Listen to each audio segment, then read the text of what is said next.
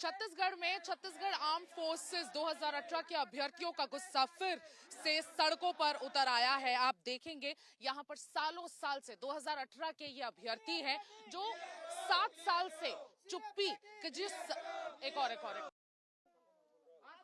छत्तीसगढ़ में एक बार फिर छत्तीसगढ़ आर्म फोर्सेस 2018 के अभ्यर्थियों का गुस्सा सड़कों पर देखने को मिल रहा है। यहाँ पर नया रायपुर में पीएचक्यू के पीछे वाले हिस्से में यहाँ पर 100 मेरे ख्याल से यहाँ पर 417 के आसपास अभ्यर्थी मौजूद हैं और ये 7 साल से बहुत सारी सरकारों की चुप्पी की सजा कहीं ना कहीं भुगत रहे हैं।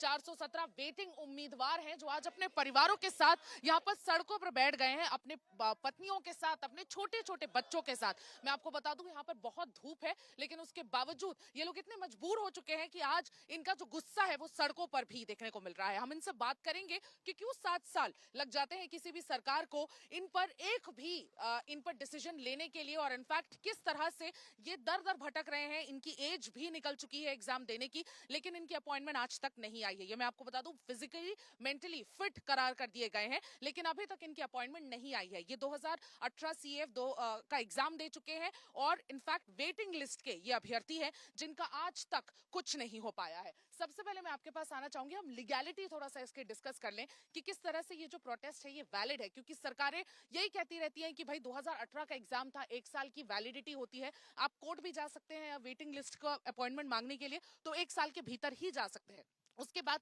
कहीं ना कहीं ये इनवैलिड हो जाता है। लेकिन मैं आपको बता दूं रूल के तहत एडवर्टाइजमेंट, नेक्स्ट एडवर्टाइजमेंट आते तक या नेक्स्ट एग्जाम की डेट आते तक ये वैलिड रहेगा। लेकिन कहीं ना कहीं कोर्ट इन सारे मामलों पर डिसीजन लेने से थोड़ा बचता हुआ हमेशा नजर आता है। तो क्या कहना चाहेंगे इस लीगैलिटी पर? क्यों आप लोग ये प्रोटेस्ट 7 साल बाद कर रहे हैं और क्यों आप लोग अभी तक इस मामले में सरकार को इतना आप लोग वो नहीं कर पाए, मजबूर नहीं कर पाए कि वो डिसीजन इस पर ले ले? इस पर ये है मैम कि जो नियम जो बता रहे हैं जो सुप्रीम कोर्ट और ये प्रशासन का, उसमें नियम ये बोलता है कि जब तक नई भर्ती नहीं आती और जब तक भर्ती प्रक्रिया पूर्ण नहीं होता, क्योंकि 2018 का भर्ती है आप 2020 में क्लियर कर रहे हो, तो आप हमारे लिए नियम लागू कर रहे हो कि 1 साल हम बाद आए हैं। आपकी खुद की भर्ती तो 1.5 से 2 साल चली है ना। और रही बात रूल एंड रेगुलेशन की, तो भाई जब तक आप क्लोजर रिपोर्ट आप पेश नहीं करोगे, मेन जो पॉइंट है क्लोजर रिपोर्ट का जो प्रशासन पेश करता है, तभी अगली भर्ती के लिए आप विज्ञापन जारी कर सकते हैं। अभी तक उसने वो चीज किया नहीं है, और नहीं करने के पीछे कारण ये है कि आपने जो 2018 की जो भर्ती की है उसमें आपने वेटिंग को लिया ही नहीं है। रीजन ये कि भाई पोस्ट खाली है, हमारे पास उसका डॉक्यूमेंट है। हमने कितने पोस्ट खाली, आप डॉक्यूमेंट के साथ अगर बात करें तो बहुत अच्छा होगा। कितने पोस्ट खाली हैं अभी भी वेटिंग लिस्ट में, और क्यों अभी तक इस पर कोई डिसीजन नहीं आ पाया? इसमें मैम विभाग के अनुसार से 3300 के ऊपर पोस्ट खाली है, और हम वेटिंग वाले हैं 417, जो कि विभाग ही खुद दे रहा है जानकारी कि भाई हमारा जो सीएफ का है पोस्ट है वो 3300 से ऊपर पोस्ट खाली है। और इसमें हम भी दावा कर रहे हैं भाई, अगर हम वैलिड हैं तभी हम दावा कर रहे हैं, क्योंकि हम समय से पहले शासन प्रशासन दोनों के पास गए हैं। इसका मेरे पास मैं आपको एविडेंस दिखाना चाहूंगा। मैं ये है, हमने 25/7/2019 को माननीय जो डीजी सर हैं उस समय के डीएमएससी सर, डीजीपी सर हैं, डीएमएससी सर को दिए थे लेटर। तो उसका साफ साफ कहना था कि अभी भर्ती प्रक्रिया चल रहा है, जब मेरिट वालों का हो जाएगा तब हम आपको लेंगे, आप प्रतीक्षा कीजिए। उसके बाद जब जो मेरिट वालों का जब ज्वाइनिंग हो गया, उसका भी हमारे पास डॉक्यूमेंट है, जिसमें नियुक्ति में जिसने भागीदार नहीं किया, मेडिकल में कटे हैं। आपको मैं दिखाना चाहूंगा आपके न्यूज के माध्यम से।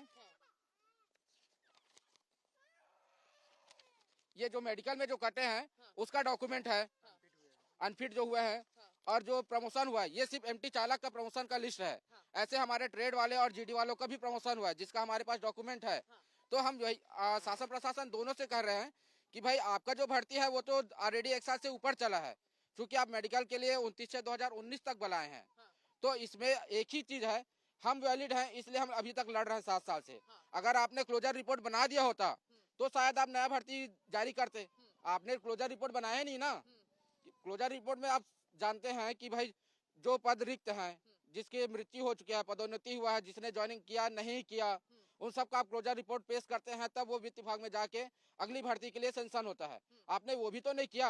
और यही चीज लेके हमने विजय शर्मा सर जो हमारे जो गृह मंत्री हैं उनसे जब बातचीत किया विद फैमिली के साथ, तो उनका एक आश्वासन आया कि आप प्रशासन से जाके नोट शीट ले आइए, मेरे तरफ से कोई डिले नहीं है। आप कल ले आएंगे, उसी समय साइन करा के आपको मैं नियुक्ति पत्र दे दूंगा। प्रशासन की तरफ से आप लोग आज पीएचक्यू में बैठे हुए हैं, पुलिस हेडक्वार्टर्स के पीछे वाले इलाके में बैठे हुए हैं। यहाँ पर आप लोग अंदर जाने की आप लोगों ने कोशिश की, आप लोग के कोई रिप्रेजेंटेटिव और प्रशासन को अवगत कराने की कोशिश की कि ये मामला है, और भाई विजय शर्मा की तरफ से जो एचएम है, होम मिनिस्टर है, उनके तरफ से हमें ग्रीन लाइट मिल गई है। अगर आप अभी हमें नोट शीट दे दें तो हमारी अपॉइंटमेंट हो जाएगी, तो वो अभी तक क्यों नहीं हो पा रहा है? वो इसलिए मैम कि अभी हम लोग को यहाँ रोका गया है, उच्च अधिकारी से बात कर रहे हैं। जैसी बात होगा, हमारे 4 से 5 डेलीगेट जाएंगे बात करने के लिए। हाँ। हमें बात नहीं चाहिए, हाँ। हमें सिर्फ इस समस्या का निवारण चाहिए। हाँ। भाई बात तो हम 7 साल से करते आ रहे हैं, हाँ। और 7 साल से करते आ रहे हैं, इसलिए हम परिवार के साथ आज यहाँ पे खड़े हैं। हाँ। अगर उस समय हमारी बात सुन लिए होते, शासन प्रशासन दोनों तालमेल अगर बना लिए होते, तो हम शायद अभी नौकरी कर रहे होते। हाँ। हमारे जो भाई लोग हैं जो अभी ड्यूटी में है, शायद हम उन्हीं के साथ अभी ड्यूटी कर रहे होते। हाँ। लेकिन ऐसा कुछ नहीं हुआ, तो अभी हमें मजबूरन परिवार के साथ हमें रोड पे उतरना पड़ा। ऐसा कोई एग्जाम्पल आपको याद हो या किसी दूसरे स्टेट में हुआ हो कि भाई ऐसे सारे कहीं ना कहीं सरकार की नाकामी की वजह से, नेग्लिजेंस की वजह से जो लोग हैं उनकी अपॉइंटमेंट नहीं हो पाई और फिर सालों साल बाद उन्होंने अपॉइंटमेंट की हो, ऐसे किसी कोई एग्जाम्पल अगर आपको ऐसा याद हुआ हो? है मैम, कहाँ हुआ है? यूपी सरकार में हुआ है, प्रयागराज में। हाँ। 5 साल बाद वेटिंग क्लियर किया गया है, हाँ। और ये बीजेपी की सरकार ही है। हाँ। चलो अदर कोई सरकार होता तो समझ में आता, ये बीजेपी की सरकार में ही हाँ। 5 साल बाद वेटिंग क्लियर किया गया है हाँ। यूपीएससी में। हाँ। भाई यूपीएससी में आप कर सकते हो, लेकिन सिटी पुलिस में क्यों नहीं? हाँ। बाकी अदर विभाग में कर रहे हो ना, हाँ। तो भाई पुलिस विभाग में क्यों नहीं हो सकता? हम शासन प्रशासन यही जानना चाहते हैं। बिल्कुल, बहुत सारे सवाल यहाँ पर खड़े हो रहे हैं कि इस प्रोटेस्ट को अगर सरकार कहती है कि ये लीगल है, अभी बिल्कुल ये मांग नहीं कर सकते 7 साल बाद, तो उसका जवाब ये देते हुए नजर आ रहे थे। किस तरह से 7 साल बाद तो एज भी चली जाती है, जीवन यापन किस तरह से हो रहा है? सीएफ का आप लोग सारा सब कुछ क्लियर कर चुके हैं, सारे जितने भी पड़ाव होते हैं सारे क्लियर हो चुके हैं। एक उम्मीद बन जाती है कि आज नहीं तो कल जॉब लग जाएगी, न लग नहीं रही, 7 साल हो गए, जीवन यापन कैसे कर रहे हैं? क्या दूसरे प्रकार के जॉब्स ले रहे हैं? अपना परिवार कैसे चला रहे हैं आप लोग? मैम हम लोग क्या है, मैम मजदूरी करते हैं। हाँ। और जैसे कोई हमको जो है, जैसे हम सिटी में रहते हैं, हाँ। तो उनके यहाँ मजदूरी करने जाते हैं मैम। हम देखते हैं रोजी रोजी के लिए हाँ। 200 रुपये 400 रुपये में रोजी करने चले जाते हैं मैम। हम मैम बहुत ही मेहनत किए थे, बहुत ही मशक्कत किए थे, तब जाकर हम सीए वेटिंग अभ्यर्थी हैं। और हम 7 साल से संघर्ष कर रहे हैं मैम। हमें किसी भी प्रकार का हमको आश्वासन नहीं मिला, ना ही कोई प्रतिक्रिया दिखाए सरकार ने। हमने एचएम का दरवाजा खटखटाया, हमने मंत्रालय का दरवाजा खटखटाया, हमने विभाग का भी दरवाजा खटखटाया मैम। अब आज हम अपने परिजन के साथ बैठे हुए हैं, छोटे छोटे बाल बच्चों के साथ बैठे, बहुत ही दर्द से गुजर रहे हैं मैम। ये 200-400 रुपए की रोजी लेकर महीना में कितना कमा लेते हैं? बच्चों का एजुकेशन या हेल्थ केयर हो पाता है इससे? मैम क्या है, महीना में तकरीबन 15 से 15,000 के मान के चलिए, 15-16 हज़ार। तो उससे क्या है मैम, घर का राशन ही 2-3-5 हज़ार का हो जाता है। और बच्चों के लिए तो मैम हम सरकारी स्कूल में पढ़ा रहे हैं, प्राइवेट स्कूल में तो बच्चों को पढ़ा नहीं सकते हैं। तो ऐसा है मैम कि हम सरकारी स्कूल में अपने बाल बच्चों को पढ़ा रहे हैं। काफी खींचतान हो रही है। काफी खींचतान हो, जैसे मान लीजिए बच्चे का स्वास्थ्य बिगड़ गया, तो हम सरकारी हॉस्पिटल में, प्राइवेट हॉस्पिटल का हमारे पास पैसा नहीं है, तो कहाँ लेकर के जाएंगे बच्चों को? कहाँ लेकर के जाएंगे? जीवन यापन बड़ी कठिनाई से हो रहा है। उम्मीद लग रही है 7 साल बाद ये जो चुप्पी है वो खत्म होगी और आप लोग को निवारण निकाला जाएगा? इसी उम्मीद और आशा के साथ आज हम लोग पीएचक्यू पहुंचे हैं अपने परिजनों के साथ, हाँ। ताकि सरकार हमारे मजबूरी को समझे और जो हमारे दर्द है उसका समाधान करे। मैं सरकार से ही अनुरोध करना चाहता हूं और यही मांग करना चाहता हूं कि हम 6-6 महीने के अपने छोटे छोटे बच्चे को बिलखते हुए धूप में लेकर बैठे हैं, तो हमारी आशा उम्मीद को सुने। मेरी आप लोगों से पहले भी बात हुई थी, 6 महीने के पहले भी पूर्व बात हुई थी। उस समय से लेकर आज तक में क्या बदला? जीवन और कठिन होता जा रहा है, एक एक दिन गुजर रहा है तो? मैडम ऐसा है, घड़ी का कांटा हमेशा बढ़ते गए क्रम में रहता है, घटता तो नहीं है। बिल्कुल। तो वैसी ही तकलीफें भी होती है, हमेशा गरीब लोगों की तकलीफें बढ़ती जाती है, कम नहीं होती। सरकार से क्या कहना चाहेंगे आप? कैसे अपना जीवन यापन कर रहे हैं? आप भी ऐसी ही रोजी ले रहे हैं 200-400 रुपए की? नहीं मैडम, जो शहर में रहते हैं वो लोग अपना कहीं जाके प्राइवेट जॉब कर लेते हैं, तो 15 से 20 हज़ार उनको मिल जाता है। हम गांव देहात से बिलोंग करते हैं। तो गांव में कैसा चलता है आपका जीवन? किसी के खेत में जाना पड़ता है काम करने के लिए, किसी का बोरा उठाना पड़ता है। मैं अभी वर्तमान में मंडी जाता हूँ बोरा उठाने के लिए। आप मंडी जाते हैं बोरा उठाने के लिए, कितना कमा लेते हैं उससे? ज़्यादा से ज़्यादा 200 रुपए दिन का? और उससे ज़्यादा तो मिलता भी नहीं है। आप अपने 6 महीने छोटे बच्चे को लेकर आए हैं, कैसे अपना घर चला रहे हैं? मैडम हम लोग 4 दिनों से तूता में जो नया धरना स्थल है वहाँ आए हुए हैं। अभी तक हमारा कोई सुध नहीं लिया गया है। दिन रात वहीं डटे रहते हैं। हमारा कोई सुनने वाला नहीं है। कोई सुनने वाला नहीं है। इनकी इनकी व्यथा देखकर, आप सबकी व्यथा देखकर मन भारी सा हो जाता है, हर किसी का। आप सबकी आंखें भर आई हैं इनका दर्द सुन के। आप सबके दर्द एक जैसे हैं। ये कह रहे हैं 22 तारीख से आप लोग अनिश्चितकालीन एक प्रोटेस्ट पे बैठे, धरने पर बैठे हुए हैं। कोई सुध तक लेने नहीं आ रहा है इस सरकार में। 2018 की बात है, उस समय ये सरकार ये भी कह सकती है कि भाई भूपेश बघेल की सरकार थी, लेकिन 2 साल इस सरकार को भी हो गए हैं। 7 साल गुजर गए, कोई सुध लेने नहीं आ रहा। पीएचक्यू, बिल्कुल आप पीछे बैठे हैं पीएचक्यू के, यहाँ से भी अभी कितने घंटे हो गए आप लोगों को, यहाँ पे भी कोई सुध लेने नहीं आ रहा है? जी मैम, कोई नहीं आए हैं अभी से सुध लेने, और यहाँ पर हम लोग को 1 से 1.5 घंटे ऊपर हो गया है। यहाँ कोई नहीं आया है कुछ भी पूछने के लिए। बस 2 घंटे करीब होने वाला है। आप लोग यहाँ पर ऐसे बैठे हुए हैं, आप लोग को क्या उम्मीद लग रही है इस बार भी इस धरने का भी कोई फायदा होगा? मैडम, जैसे कि बीजेपी सरकार आने से पहले घोषणा पत्र में किए थे कि युवाओं के साथ अन्याय हुआ है, उसको हम न्याय दिलाएंगे करके। लेकिन हम बीजेपी सरकार आने के बाद भी 2 साल हो गए, फिर भी हम लोग दर दर भटक रहे हैं। पीएचक्यू जा रहे हैं, शासन प्रशासन के पास जा रहे हैं, फिर भी हमारे पास कोई सूद नहीं ले रहा है। बोलते भाषा आने से पहले सब बोलते हैं कि नहीं, जो युवाओं के साथ अन्याय हुआ है हम न्याय दिलाएंगे। कहाँ का न्याय हो रहा है किसी के साथ? हम लोग भटक रहे हैं अपने छोटे छोटे बच्चे को लेके, ठंडी में इतना धूप में सब बैठे हुए हैं। अभी तक हमारा कोई निराकरण नहीं हो रहा है। हमारा जो वेटिंग लिस्ट है उसमें एक भी बंदा को नहीं लिया गया है। और क्यों नहीं लिया गया है? सरकार, एज आप लोग की निकल गई है, 7 साल का इंतजार, एज तो निकल गया है। किस तरह का रिलैक्सेशन चाहते हैं? अब सरकार से मांग क्या है? अपॉइंटमेंट चाहते हैं डायरेक्टली? अपॉइंटमेंट ही चाहते हैं मैडम, क्योंकि हमारे पास अब नए भर्ती के लिए हम क्वालिफाई नहीं कर पाएंगे, हम आवेदन ही नहीं कर पाएंगे। ऐसा कि हम लोग का वरेज हो चुका है। और परिस्थिति भी घर का भी बहुत ख़राब है। क्योंकि मेरे यहाँ, मैं खुद बता रहा हूँ, मेरे मम्मी कैंसर पेशेंट है और मेरे घर में मम्मी और मैं बस 2 ही जन रहते हैं, नहीं है। और मैं 5 दिन से यही हूँ, मम्मी को घर में अकेले छोड़ के आया हूँ सड़क पर। सर्वेक्स कैंसर है मम्मी को, और मतलब ऐसा है कि कैंसर पेशेंट है तो मैं कहीं काम में जाता हूँ तो 3-4 दिन मतलब ऐसे जाना पड़ता है मम्मी को लेकर हॉस्पिटल, तो काम भी छूट जाता है। यार आप अपनी मम्मी को ही देखो, ऐसे करके ऐसा भी हो जाता है। इलाज करा पा रहे हैं? हाँ, इलाज भी लेकिन ऐसे ही सरकारी हॉस्पिटल में करा रहे हैं मैडम, क्योंकि इलाज अच्छा हो रहा है? नॉर्मली हो रहा है मैडम। डॉक्टर भी बोल देते हैं कि पैसा नहीं है, आयुष्मान से उतना हो नहीं पाता कैंसर का इलाज, ऐसे करके बोल देते हैं। हाँ, तो हम लोग भी यही उम्मीद रखें कि हमारा वेटिंग क्लियर हो जाए तो कम से कम उसमें तो फैसिलिटी मिल जाएगा, ऐसे करके ये उम्मीद लगा के बैठे कि हमारा ज्वाइनिंग हो जाए करके। आप लोग की ज्वाइनिंग हो जाएगी। आप लोगों से और भी मैं बात करना चाहूंगी, इधर भी कुछ साथी हैं। आप लोग आज अपने परिवार को लेकर ही आ गए हैं। पिछले बार मेरी जब बात हुई थी आप लोगों से, आप लोग अकेले आए थे। आप छोटे छोटे बच्चों को लेकर आ गए हैं आप लोग, अपने अपने परिवारों को। ये कहीं ना कहीं एक मजबूरी है? जी, बहुत मजबूरी चल रहा है हम लोग का जीवन यापन करने के लिए। जैसे 2018 की भर्ती है, आज तक हुआ ही नहीं है हम लोग का। ये लोग बोलते हैं डबल इंजन की सरकार। डबल इंजन बोलने से थोड़ी हो जाता है, ये लोग को करना चाहिए क्लियर। आज तक नहीं हो पाया। 7 साल से हम लोग दर दर भटक रहे हैं। छोटे छोटे बाल बच्चे को लेकर इतना धूप में बैठे हैं हम लोग। क्लियर कराना चाहिए ताकि हमारा परिवार भी व्यवस्थित हो जाए। देश सेवा करने के लिए हम लोग भी तत्पर खड़े हुए हैं। उस दिन से लड़ाई लड़ रहे हैं। युवाओं की बेरोजगारी एक बहुत बड़ा मुद्दा रहता है, हर इलेक्शन में रहता है युवाओं की बेरोजगारी का। और कोई भी सरकार हो, हर एक इलेक्शन रैली से खड़े होकर, कितने भी बड़े नेता क्यों ना हो, इलेक्शन रैली में सबसे पहली बात यही बोलते हैं कि युवाओं को नौकरी दी जाएगी, सुनिश्चित किया जाएगा। बड़ी बुलंद आवाज में कहते हैं, और ऐसा लगता भी है, उनकी आवाज सुन के इतनी कन्विक्शन के साथ कहते हैं कि लगता है कि सच में नौकरी मिल जाएगी, ये सरकारें आएंगी और नौकरी मिल जाएगी। लेकिन ऐसा होता नहीं है। देखिए 7 साल से किसी गवर्नमेंट की नेग्लिजेंस, किसी गवर्नमेंट की लापरवाही की जो सजा है भुगतते हुए ये युवा नजर आ रहे हैं।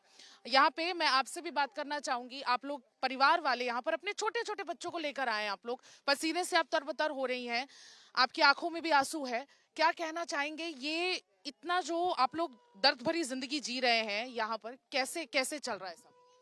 सरकार से क्या कहना चाहेंगे? कैसे उनके कानों तक अपनी आवाज पहुंचाएंगे? मैं जो छत्तीसगढ़ के जो गृह मंत्री हैं, गृह मंत्री का मतलब होता है घर का मुखिया, और हम उनके सदस्य हैं। अगर सदस्य को कुछ भी चीज अगर होता है तो सबसे पहले अपने घर के मुखिया के पास जाता है।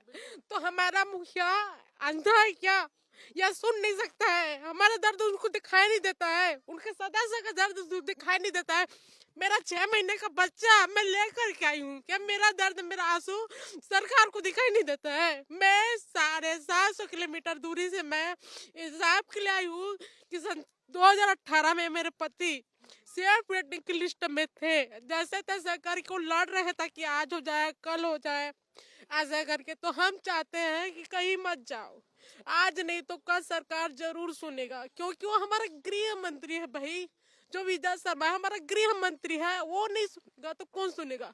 तो सुनेगा तो कब सुनेगा? और ये देश की सेवा करने के लिए ही मांग रहे हैं। जी, ये देश की सेवा ही के लिए है ना, ये हमारी थोड़ी ना है। बस ये है कि हम लोग का अच्छा से गुजारा बसारा चलेगा। जिस स्थिति में हम जो जूझ रहे हैं उससे जूझना नहीं पड़ेगा। कैसी स्थिति से जूझ रहे हैं, मैं चाहती हूँ आप ये बहुत अच्छे से बताएं। मेरा 6 महीने का बच्चा है, मेरी 9 साल की एक बेटी है, मेरी बेटी सरकारी स्कूल में पढ़ती है, मेरे हस्बैंड मंडी जाते हैं धान बेचने के लिए और मजदूरी करते हैं।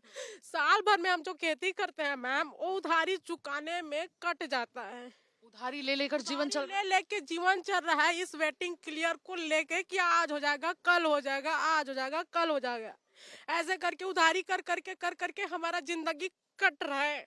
मैं खुद गवाह हूँ कि मैं जिस दौर से गुजर रही हूँ उससे शायद कोई गुजर रहा होगा। मेरे हस्बैंड यहीं पे हैं, जाते हैं सुबह 5 बजे 4 बजे से उठ के मंडी जाते हैं, पैसे लाते हैं, हम उधारी चुकाते हैं। ये सिर्फ इसी के लिए कि एक दिन सिया फिटिंग क्लियर हो जाए और चले जाए, तो मेरे बेटी का भविष्य अच्छे से सुधर जाए और वो अपनी जो सरकार की सेवा है, अपने देश की सेवा है, वो निरंतर करते रहें।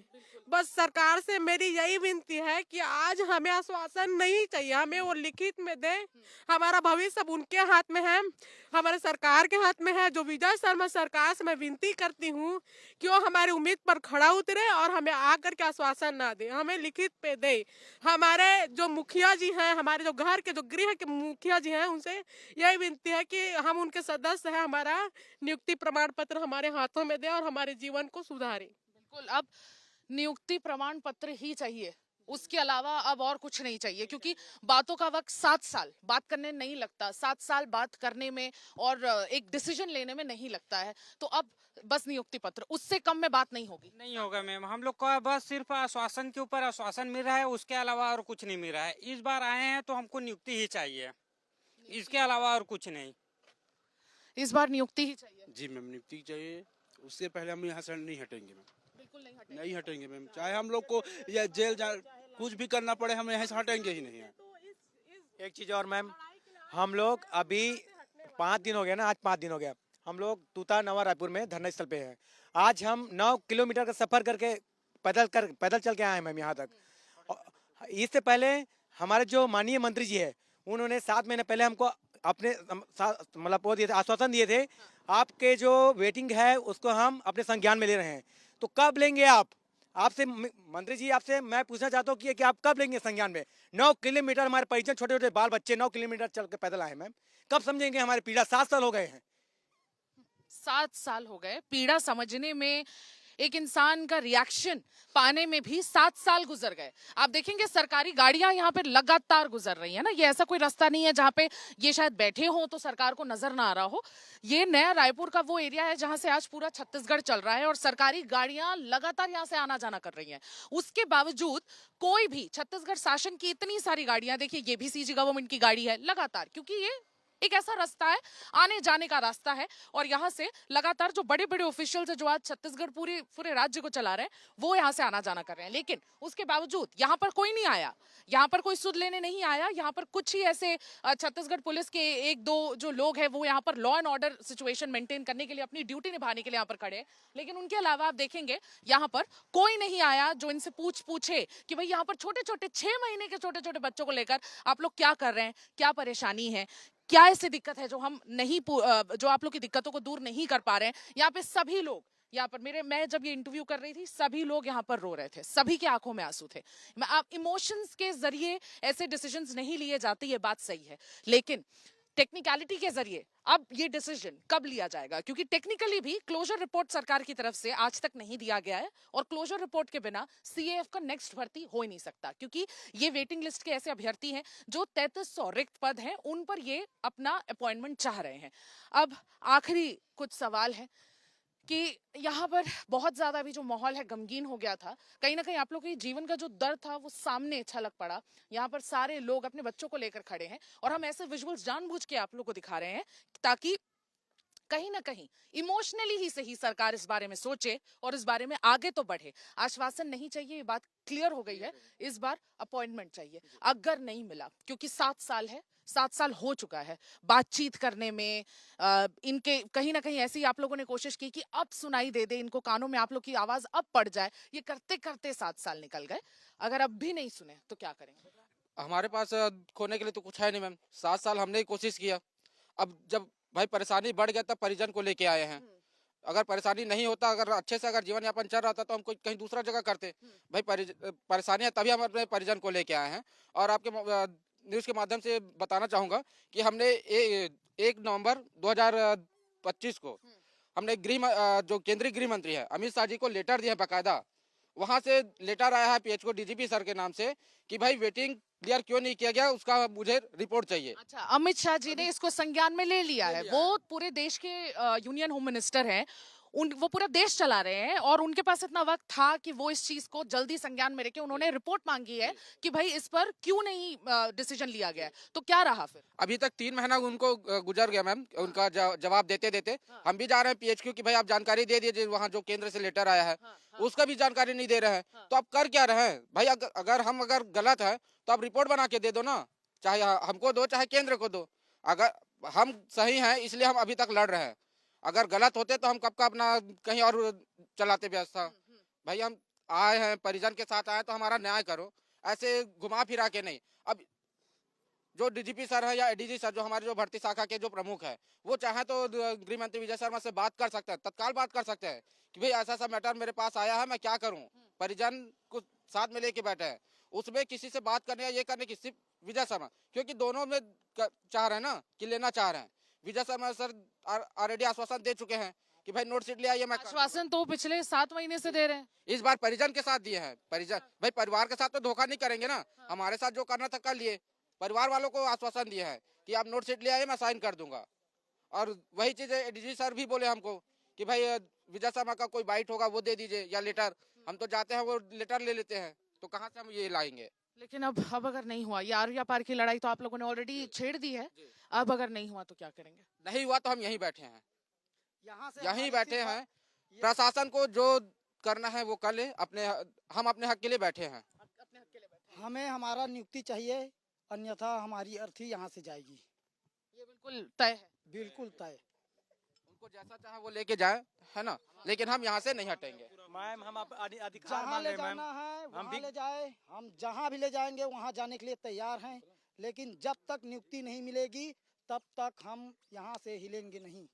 देखिए, देश के युवाओं को ये बोलने पर भी भारत में मजबूर होना पड़ रहा है कि जब तक हमें नियुक्ति नहीं मिलेगी तब तक हम हिलेंगे नहीं, और अगर सरकार को हिलाना ही हमें तो हमारी यहाँ से डेड बॉडीज को लेकर जाएं। अब तो देखिए देश का युवा किस तरह से मजबूर होता है, और ये सारे डिजर्विंग युवा हैं जिन्होंने अपने एग्जाम्स क्लियर कर लिए हैं, जितने पड़ाव एग्जाम्स में होते हैं छत्तीसगढ़ आर्म्ड फोर्सेस के, फिजिकल फिटनेस, ये सारी चीजें क्लियर कर ली हैं, उसके बावजूद ये हाल है।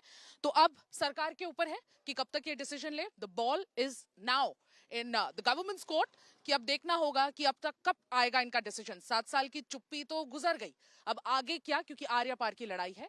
तो अब विजय शर्मा, विष्णुदेव साय, इन सभी को मिलकर डिसाइड करना है कि इन अभ्यर्थियों का क्या करना है, अपॉइंटमेंट देना है या तो अब बिल्कुल एक्सट्रीम स्टेप पर जाना है।